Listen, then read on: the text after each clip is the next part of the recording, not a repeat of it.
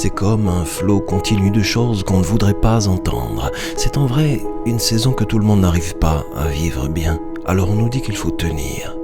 Tenir la ligne de cette consigne, tenir la ligne de nos émotions qui bougent et bouleversent nos certitudes, tenir la ligne de ce qu'on a imaginé pouvoir faire de ça, de cette saison confinée. Comment la vivre bien, comment en sortir changé, différent, interpellé, plus responsable, plus épris de liberté. Déborah, elle, me dit que son intérieur Bible retrouve une inspiration et un rythme. Déborah est dans la dernière ligne d'un master en psychologie, donc oui, elle est chez elle, confinée.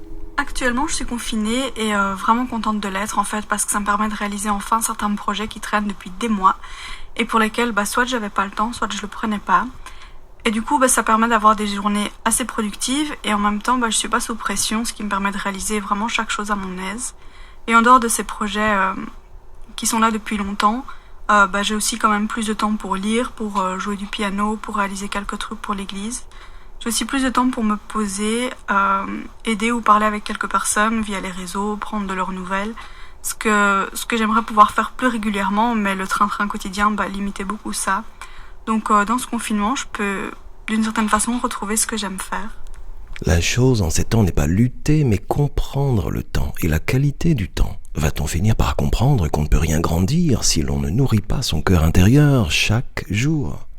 Le philosophe Vergely a écrit ceci avant-hier. On pensait l'humanité incapable d'obéissance, contrainte de rentrer dans ses confins, elle le devient. Il y a deux hommes en nous, l'homme extérieur qui se corrompt et l'homme intérieur qui se fortifie, comme le rappelle Paul. L'humanité qui l'ignore pourrait-elle enfin découvrir cette vérité ? Déborah me dit qu'elle goûte à ça justement, ce temps ralenti et nourrissant. Je lui demande comment. Je peux repasser plus de temps dans la Bible sans me sentir pressée ou sans être crevée, ce qui permet un vrai temps de qualité. Et vraiment, je sens la différence parce que je peux y chercher qui est Dieu véritablement, prendre le temps.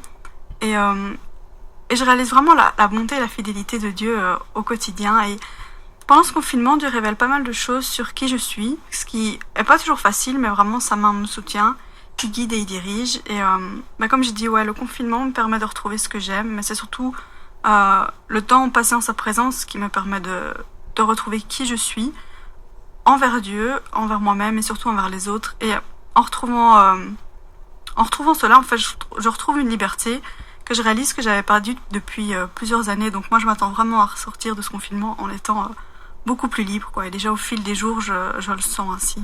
La destinée de l'homme aux yeux de Dieu est extrêmement élevée puisqu'il est appelé à connaître ce couronnement de la vie qu'est le royaume. Encore convient-il pour cela qu'on s'en donne les moyens en laissant vivre en nous la plénitude divine et humaine, c'est-à-dire le Christ. Puisqu'en tout temps la sagesse et la puissance sont à lui, Daniel 2, 21. Et le verset qui chatouille le cœur de Déborah, c'est juste celui qui suit. Le verset qui m'a le plus marqué, c'est Daniel 2, 21. Il fait changer les temps et modifie les circonstances, il renverse et établit les rois, il donne la sagesse aux sages et à ceux qui savent comprendre, il accorde la connaissance. Et en fait, la première phrase dit que c'est Dieu qui change les temps et modifie les circonstances. Et c'est un verset que vraiment maintenant je me rappelle chaque jour, que j'ai pas à chercher à contrôler quoi que ce soit, parce que dans tous les cas en fait, c'est pas mon rôle. Et quand je dis que je vais ressortir vraiment plus libre de ce confinement, ce verset, c'est vraiment mon verset du confinement parce qu'il m'apprend en fait à lâcher prise sur certaines choses que je pouvais essayer de contrôler. Comme j'ai dit, c'est juste pas mon rôle. Et la liberté, c'est quand... En fait, la liberté, c'est juste quand j'abandonne tout à Dieu, c'est pas quand j'essaie de contrôler quoi que ce soit.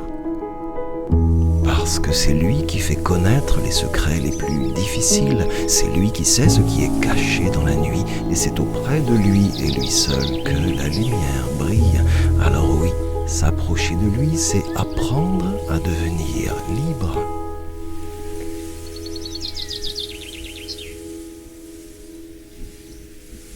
Attention, la Bible peut faire gravement du bien à la santé. Elle ne contient ni diluants, ni agents toxiques, ni substances allergènes.